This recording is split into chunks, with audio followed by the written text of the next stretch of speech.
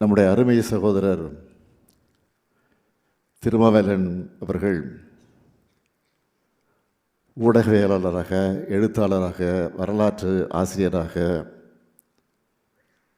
பன்முகம் கொண்டவராக விளங்கி கொண்டிருக்கிறார். அவர் எழுதியிருக்கக்கூடிய தீரர்கள் கூட்டம் திமுக, திராவிட அரசியல், முறை செய்து காப்பாற்றும் முதலமைச்சர்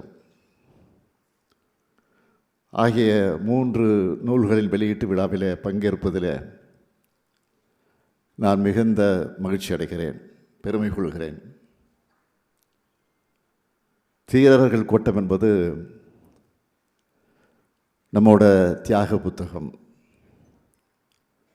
திராவிட அரசியல் என்பது நம்மோட கொள்கை புத்தகம். முறை செய்து காப்பாற்றும் முதலமைச்சர் என்பது நம்மோட சாதனை புத்தகம்.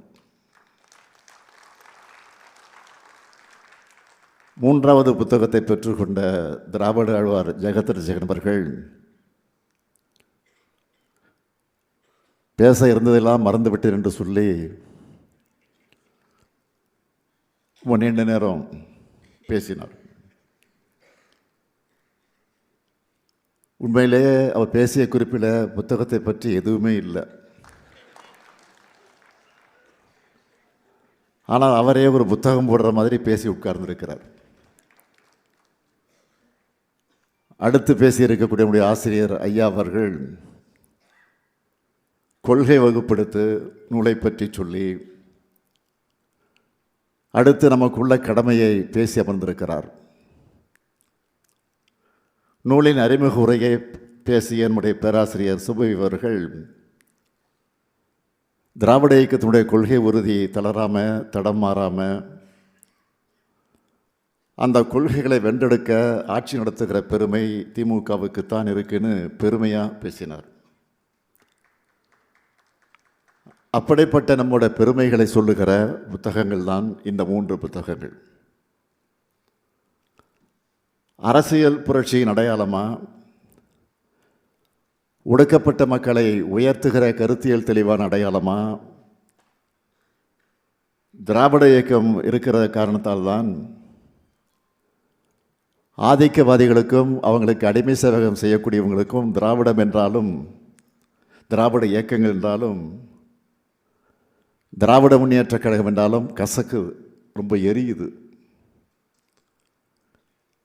ஒடுக்கப்பட்டவங்க மேலெழுந்து வராங்க என்பது எவ்வளவு வன்மம் வெளியே வருது. வரலாற்றை கொஞ்சம் திரும்பி பார்த்தோம்னா விமர்சனங்கள் என்ற பேரில் எத்தனை அவதூறுகள், எவ்வளவு காழ்ப்புணர்வு.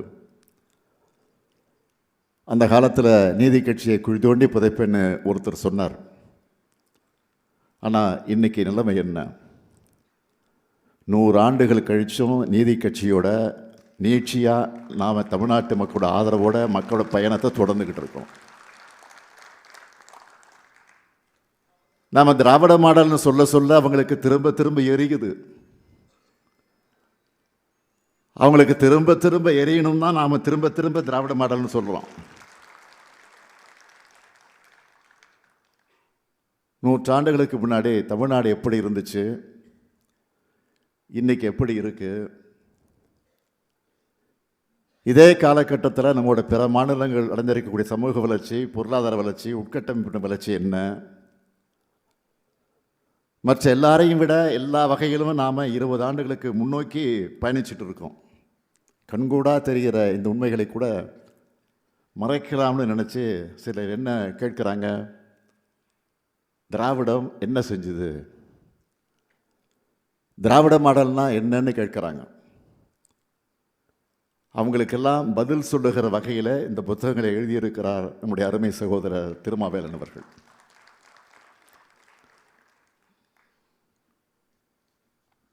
ஒரு எழுத்தாளருக்கு, அதுவும் திராவிட இயக்க எழுத்தாளருக்கு இருக்க வேண்டிய உண்மையான கடமையை நம்முடைய திருமாவேலன் அவர்கள் செஞ்சிருக்கிறார்.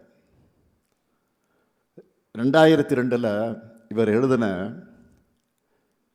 இவர் தமிழர் இல்லை என்றால் எவர் தமிழர் அந்த நூலை நான் வெளியிட்டப்போ சொன்னேன், திராவிட இயக்கத்தோட வரலாறு, அந்த சாதனைகள் குறித்து தொடர்ச்சியாக நீங்கள் எழுதணும்னு சொன்னேன். அந்த கடமையை செஞ்சிருக்கக்கூடியவருக்கு என்னுடைய மனதார பாராட்டுக்கள், வாழ்த்துக்கள். இதெல்லாம் உணர்வோடு வருதுன்னா அதை நிர்வகிச்சிருக்கக்கூடிய வகையிலே அவர் தமிழ் குடும்பத்தைச் சேர்ந்தவர் என்பது குறிப்பிடத்தக்கது. இவருடைய தந்தை பெரும் புலவர் படிக்கராமு, அவளை பற்றி உங்களுக்கெல்லாம் நிச்சயம் தெரிஞ்சிருக்கும். திருக்குறள் நெறி பிறப்ப தன்னையே ஒப்படைச்சிக்கிட்ட வருவர். அதனால தான் இந்த ஆண்டுக்கான திருவள்ளுவர் விருதை அவருக்கு நாங்கள் வழங்கணும். இப்படிப்பட்ட தமிழ் குடும்பத்தை, அந்த எழுத்து குடும்பத்தை சார்ந்த திருமாவேலன் அவர்கள் கலைஞர் செய்தியுடைய தொலைக்காட்சிக்கு தலைமை பொறுப்பில் இருந்து சிறப்பாக செயல்பட்டு வரார். ஏன் முரசொலி 4/8 பங்களிக்கிறார். பொதுவாக மீடியாவில் இருக்கிறவங்க, அதில் நியூஸ் சேனல் இருக்கிறவங்க எப்படிப்பட்ட பரபரப்பான சூழல் இருப்பாங்கன்னு நமக்கு தெரியும். பிரேக்கிங் நியூஸ் எடுக்கிற பரபரப்புலையும்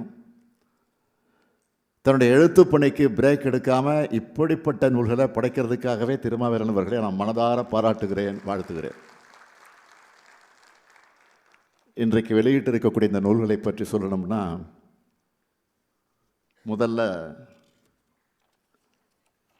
தீரர்கள் கோட்டம் திமுக. இந்த புத்தகத்தை எழுதுனதுக்காக திராவிட முன்னேற்ற கழகத்துடைய முதன்மை தொண்டனா என்னுடைய நன்றியை நான் தெரிவிச்சுக்கிறேன். பேரை எங்கள் அண்ணா உருவாக்கி அரை நூற்றாண்டு காலம் தலைவர் கலைஞர் அவர்கள் வழிநடத்திய இயக்கம் இந்த இயக்கம். பவள விழா கண்டிருக்கக்கூடிய காலகட்டத்தில் நான் தலைவர் பொறுப்பில் இருக்கிறேன். வெள்ளி விழா, பொன் விழா, பவள விழா தொடர்ந்து ஆட்சி பொறுப்பில் இருக்கிற திராவிட முன்னேற்ற கழகம் நிச்சயம் 100ஆண்டு விழா காலத்திலேயும் ஆட்சி பொறுப்பில் இருந்து தமிழ்நாட்டை முன்னேற்ற பாதைகளை அழைத்து செல்லும். அதுக்கான வலிமை கோடிக்கணக்கான உடன்பிறப்புகளுக்கு இருக்குது. கடுமையான எதிர்ப்புகளை எல்லாம் வென்று நெருப்பாற்றில் இணைந்தி அண்ணாவுடைய தம்பிகளா, தலைவர் கலைஞருடைய உடன்பிறப்புகளா, கட்டுக்கோப்பாக இருக்கிற இந்த இயக்கத்தை தீரர்கள் கூட்டம்னு சொல்லாமல் வேறு என்ன சொல்கிறது? உழைப்பே மட்டுமல்ல, உயிரையே கொடுத்தவர்களால் உருவாக்கப்பட்ட இயக்கம் இந்த இயக்கம். அந்த தியாக வரலாற்றை கண்ணீர் வர வைக்கக்கூடிய அளவுக்கு அந்த தியாகியுடைய வரலாற்றை இன்றைய இளைய தலைமுறையினர் நிச்சயம் அறிந்து கொள்ள வேண்டும். திமுகனா என்ன, திமுகனா என்னன்னு ஹிஸ்ட்ரியை திரும்பி பார்த்தீங்கன்னா, போராட்டம் போராட்டம் போராட்டம், சிறை சிறை சிறை, தியாகம் தியாகம் தியாகம், இதுதான் திமுக. இந்திய திணிப்புக்கு எதிரான போர்க்களம், எல்லைமீட்பு போர்க்களம், எமர்ஜென்சி கொடுமைகள், எதேச்சாதிகார அடக்குமுறைகள்னு நம்மளோட மண் மொழி மானம் காக்க திமுக எதிர்கொண்ட வழிகள் ரொம்ப அதிகம், ரொம்ப பெருசு. அத்தனையும் கடந்து 6வது முறையாக ஆட்சி பொறுப்புக்கு வந்திருக்கிறதுக்கு காரணம் தொண்டர்கள் தான்.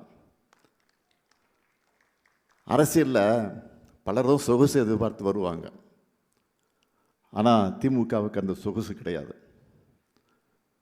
சில இயக்கங்களை பார்த்தீங்கன்னா சின்ன எஃப்ஐஆருக்கு கூட கட்சி விட்டு கட்சி தாவாங்க. ஆனால் கொடூரமான அடக்குமுறைகளை எதிர்கொண்டு அவதூறுகளையும் பழிச்சொற்களையும் தாங்கி வன்மத்தையும் தாங்கி கருப்பு சிவப்பு தான் உயிர் மூச்சு, அண்ணாவும் கலைஞரும் தான் சொன்ன கொள்கைகள் தான் அவர் கட்டளைன்னு லட்சியத்துக்காக வாழக்கூடியவங்க தான் நம்முடைய திராவிட முன்னேற்ற கழகத்துடைய உடன்பிறப்புகள். இந்த வலிமையெல்லாம் பட்டியல் போட்டு பதிவு செய்துள்ளதால் தான் தீரர்கள் கூட்டம் திமுகவை தியாக புத்தகம்னு சொன்னேன். அடுத்து திராவிட அரசியல் வரலாற்றின் குப்பை தொட்டியில் எத்தனையோ இயக்கங்கள் தூக்கி எறியப்பட்டிருக்கு. ஆனால் எதிர்ப்பாளர்கள் எல்லாம் குப்பை தொட்டியில் எறிந்து கோட்டையை பிடிச்ச இயக்கம்னா அது திராவிட இயக்கம்தான். நிறைய பேர் என்கிட்ட கேட்டாங்க, இவ்வளவு அவதூறுகளை தரந்தாழ்ந்த வாசகங்களை எல்லாம் எப்படி தாங்கிக்கிறீங்க அப்படின்னு கேட்பாங்க. அதுக்கு என்னுடைய பதில் என்ன என்றால், இதெல்லாம் எங்களுக்கு புதுசாக இன்றைக்கி நேற்று பார்க்குறோம். பேரறிஞர் அண்ணா வழியில் சொல்லணும்னா வாழ்க வசவாளர்கள்னு தமிழ் சமுதாயத்தை முன்னேற்றத்திற்கான நம்முடைய வேலையை பார்த்துக்கிட்டு இருக்கோம். அதனால தான் காலங்கள் மாறுது, எதிரிகள் மாறுறாங்க. ஆனால் திமுக மட்டும் கம்பீரமாக நிலைச்சு நிற்குது. காலந்தோறும் உருவாகுகிற அரசியல் எதிரிகளை சிங்கிள் ஹேண்டில் எதிர்கொண்டு நூற்றாண்டை நோக்கி நடைபோட்டுக்கிட்டு இருக்கிறோம். நாம் சூரியனைப் போல நிரந்தரமான ஒளியை வழங்கிக்கிட்டே இருக்கணும். இதைத்தான் திராவிட அரசியல் புத்தகம் சொல்லுது. தாய் தமிழ்நாட்டுக்கு தமிழ்நாடு பெயர், தமிழுக்கு செம்மொழி தகுதி, சமூக நீதி கருத்தியலை காப்பது, தமிழ்நாட்டின் வளர்ச்சியிலே திட்டங்களை சாத்தியப்படுத்துவது, ஏராளமான கல்வி நிலையங்களை உருவாக்குவது, சொல்லி தீராத சாதனைகளுக்கு சொந்தமான இயக்கம் நம்முடைய இயக்கம். நீதி கட்சி காலத்திலிருந்து அதோட நீட்சியான நம்மோட திராவிட மாடல் அரசு சாதனைகளின் வரலாற்று கருவூலமாக இந்த புத்தகத்தை உருவாக்கி இருக்கிறார். கண் முன்னாடி ஏற்பட்டிருக்கக்கூடிய வளர்ச்சியை கூட காண பிடிக்காமல் கண்மூடி குற்றம் சாட்டக்கூடியவர்களுக்கு இதோ ஆதாரம், இப்போவாச்சும் படிங்கன்னு திருமாவளவன் இந்த புத்தகத்தை நமக்கு எழுதியிருக்கிறார். வரலாற்று அறிவும் திராவிட பற்றும் மொழித்திறனும் உள்ள ஒருத்தரால் தான் இப்படிப்பட்ட நூலை எழுத முடியும். இது எல்லாத்துலேயும் தான் தேர்ந்தவர்னு நம்முடைய திருமாவளவன் அவர்கள் நிரூபிச்சிருக்கிறார். அடுத்து 3வது புத்தகம், முறை செய்து காப்பாற்றும் முதலமைச்சர். இந்த புத்தகத்தை பற்றி நான் சொல்வதை விட நீங்கள் வாங்கி படித்து பொதுவெளியில் பேசணும். நம்ம ஆட்சி அனைவருக்குமான ஆட்சியாக எப்படி சிறப்பாக செயல்படுதுன்னு சொன்னாங்களே. அன்பு பத்து, அறிவு பத்து, மகளிர் பத்து, உழவர் பத்து, இளையோர் பத்து, திராவிட பத்து, தமிழின பத்து, எழுந்தது பத்து, தமிழ்மொழி பத்து, ஏற்ற பத்துன்னு அருமையாக எழுதியிருக்கிறார். மொத்தத்தில் திராவிட மாடலை சுருக்கமாக அவர் கொடுத்துருக்கிறார். இதை புத்தகம்னு சொல்கிறதை விட நம்ம ஆட்சியுடைய டைரின்னு சொல்லலாம். இந்த புத்தகத்தை மாண்புமிகு ஆசிரியர் அவர்கள் வெளியிட நம்ம திராவிட ஆழ்வார் பெற்றுக்கொண்டிருக்கிறார். இதையும் திருமாவளவன் அவர்கள் காரணத்தோடு தான் செஞ்சிருப்பார்னு நினைக்கிறேன். இது எல்லோருக்குமான ஆட்சின்னு காட்ட இப்படி பண்ணியிருப்பார்னு நான் நினைக்கிறேன். கடந்த வாரம் தமிழ்நாடு ஹஜ் இல்லத்துக்கு நான் அடிக்கல் நாட்டினேன். விமான நிலையத்துக்கு எதிராக ஹஜ் இல்லத்துக்கு நான் அடிக்கல் நாட்டினேன். அடுத்த சில நாட்களில் மனிதநேய மகத்துவத்தை சொல்கிற கிறிஸ்மஸ் விழாவில் பங்கேற்றேன். மறுநாள் திருநெல்வேலி மாவட்ட அரசு விழாவில் நெல்லையப்ப திருக்கோயிலில் வெள்ளித்தேர் வரும் ஜனவரியில் ஓடும்னு நான் சொன்னேன். இதுதான் திராவிட மாடல். நம்மளை எப்படி கார்னர் பண்ணுறதுன்னு தெரியாமல் எதிரிகள் புலம்பிகிட்டு இருக்காங்க. இப்போ இங்கே வந்திருக்கக்கூடிய உங்களுக்கும் இந்த புத்தகங்களை வாங்கக்கூடியவர்களுக்கும் நான் வைக்கக்கூடிய வேண்டுகோள் என்னவென்றால், புத்தகம் என்பது அறிவாயுதம். பயன்படுத்தாமல் விட்டால் ஆயுதம் துருப்பிடிச்சிடும். அதே போல் புத்தகங்களையும் அலங்காரத்துக்காக அலமாரியில் வைக்காமல் தினமும் எடுத்து வாசிக்கணும். அப்போ தான் நம்முடைய மூளையும் துருப்பிடிக்காமல் இருக்கும், புதிய சிந்தனைகள் பிறக்கும். இன்றைக்கி 30 செகண்ட் ரீல்ஸ் வீடியோவை கூட முழுசாக பார்க்காம ஸ்கிப் பண்ணுற அளவுக்கு எல்லாமே வேகமாக போயிட்டுருக்கு. இந்த அடிஷ்னலால் எந்த விஷயத்துலையும் ஆழ்ந்த கவனம் செலுத்த முடியாமல் இளைஞர்கள் தவிக்கிறாங்க. ஆனால் குட் திங்ஸ் டேக் டைம்னு அவங்க புரிஞ்சுக்கணும். இது போன்ற சூழ்நிலையில் புத்தக வாசிப்பு தான் மனதை ஒருமுகப்படுத்துகிற மெடிடேஷன். அதனால் நீங்கள் எவ்வளவு பிஸியான வேலைகள் இருந்தாலும் ஒரு நாளைக்கு ஒரு அரை மணி நேரம் அல்லது 15 நிமிடமாவது புத்தகங்களை வாசிங்க. உங்களை பார்த்து வீட்டில் இருக்கக்கூடிய குழந்தைகளும் இதை ஃபாலோ பண்ணுவாங்க. பசங்களுக்கு பெற்றோர்கள் தான் எக்ஸாம்பிளாக இருக்கணும். மாவட்டந்தோறும் புத்தக திருவிழாக்கள், ஜனவரியில் நான் தொடங்கி வைக்க இருக்கிற சென்னை புத்தக கண்காட்சி, அண்மையில் இளைஞரணியின் செயலாளர் உதயநிதி நடத்தின அறிவு திருவிழா, இதெல்லாம் ஆழ்ந்த வாசிப்பை நோக்கி இளைஞர்களை நகர்த்துகிற முயற்சி தான். நம்முடைய அறிவு பாரம்பரியம் தொடரும் வரை ஆரிய ஆதிக்கவாதிகள் வந்த வழி மறந்த அடிமைகள், அறிவற்ற அரைகுறைகள்னு யாரும் இந்த ஆலமரத்தை அசைச்சு பார்க்க முடியாது. இங்கே அறிவித்து அணையாமல் இருப்பதால் தான் நம்ம ஊர் கலவரத்தையை பற்ற வைக்க முடியல. வாசிப்பும் வளர்ச்சியும் ஒன்றோடு ஒன்றா தொடர்புடையது.